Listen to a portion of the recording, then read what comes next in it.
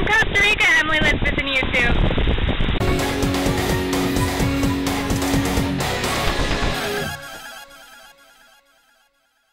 I spent my fall break in Costa Rica participating in several conservation-related social justice projects.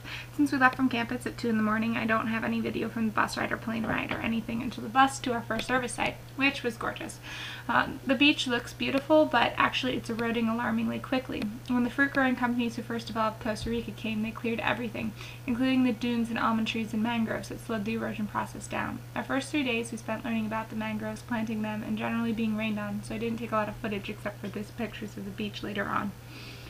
Our second hotel place was actually a native Tico lodge, and that would be the kind of place that people from San Jose, Costa Rica would come in to visit the beach. We had some problems involving rain and smell, so we had the makeshift clothesline in our room, and it was really nice. We had a refrigerator and bunk beds and regular beds, and I really couldn't complain, but it wouldn't have mattered what kind of conditions we were in because we were really there to do conservation service, which included going on night walks at high tide to see the mom turtles and collect their eggs, and we also during the day got to see the baby sea turtles and release them and let them watch them climb down the beach. And it's the most amazing thing to see a little creature learning how to move its legs. They only have the amount of time that it takes to crawl out of their nest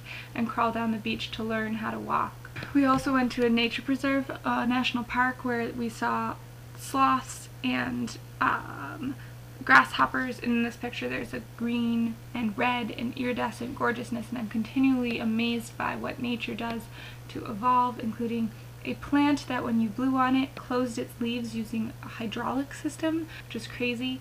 And the beach was beautiful, and I was continually surprised by the amount of work that the ants in particular there did, and this raccoon type thing that we saw, and they weren't very afraid of humans, which means I'm sure humans are there a lot, but we're in the middle of the rainforest and it was absolutely beautiful, and the ocean was gorgeous, and I was there and I just felt so blessed to have been able to go on this trip and see such amazing things and, you know, take some pictures of turtles.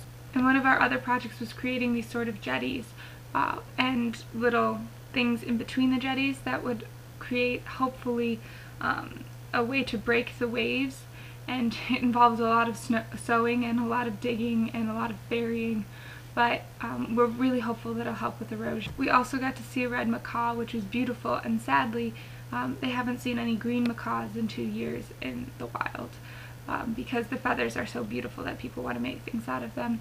And this is more footage from when we went to see the dikes after high tide had come, and they seemed to be doing something to catch the sand.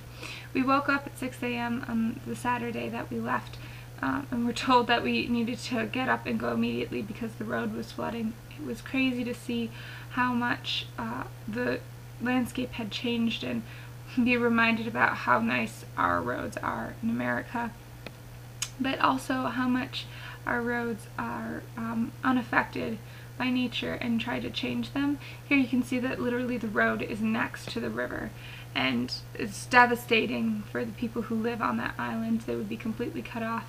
The U.S.'s lights felt bittersweet as our plane landed and our trip drew to its close.